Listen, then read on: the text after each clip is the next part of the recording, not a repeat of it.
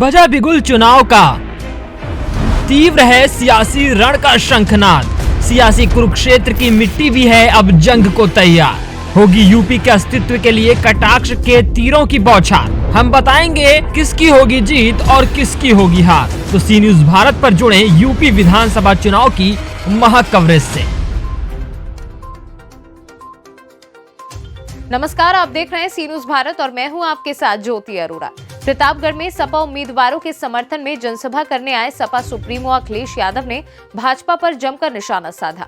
Samajwadi party के मुखिया और प्रदेश सरकार के पूर्व मुख्यमंत्री अखिलेश यादव ने गुरुवार को कुंडा के छेउंगा बिहार विश्वनाथगंज के सरियापुर सदर विधानसभा सीट के मदा गांव के पास पार्टी उम्मीदवारों के पक्ष में जनसभा को संबोधित किया। कुंडा के छेउंगा बिहार में राजा भैया के गढ़ में जनसभा को संबोधित करते हुए पूर्व सीएम अखिलेश यादव ने कहा कि कुंडा में कुंडी लगने वाली है। कुंडा के लोगों से विशेष निवेदन करने आया हूं।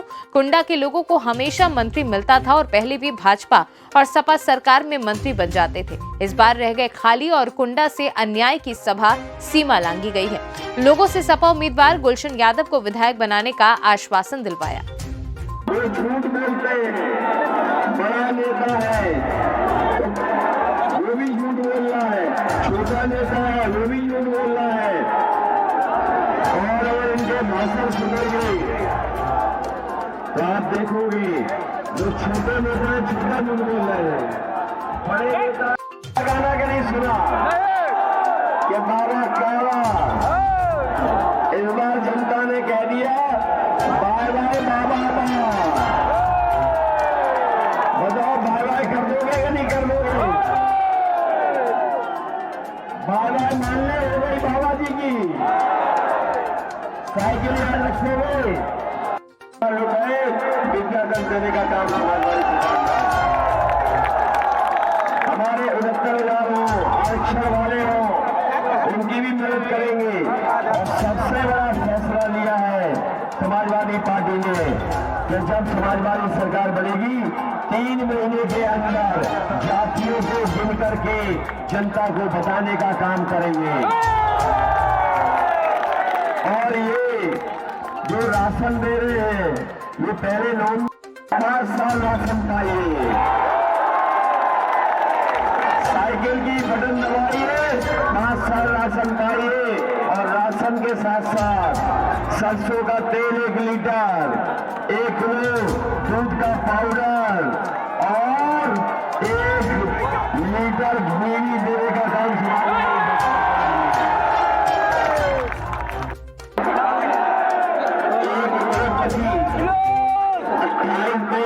पैसा लेकर के और 23,000 रुपये लेके भाग गया। ये सरकार नहीं पकड़ पाई। अगर जमीन को नहीं मिल पाई तो उससे ये सरकार पकड़ लेती है, लेकिन अमीर को नहीं पकड़ पा रहे हैं। समाजवादी गठबंधन को सबक मार दिया और जो कल वोट पड़ा है और जिसमें हमने वोट डाला तीसरा चरण, दूसरा शतक भी लग गया है। तभी आपने देखा होगा उनके चेहरे डाउन हो गए, चेहरे पे 12 बज गए।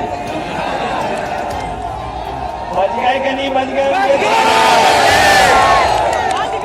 और जब से जनता ने खड़ी कर दी है उनकी खटिया, तब से उनके जो स्टेटमेंट आ रहे वो समय घटिया।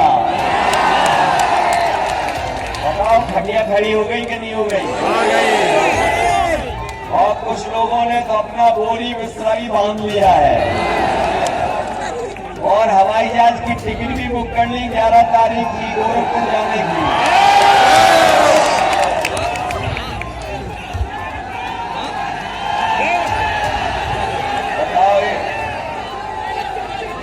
बताओ आप लोगों ने तो भाषण सुन लिए होंगे उनके भाषण सुने बीजेपी वालों के नहीं सुने?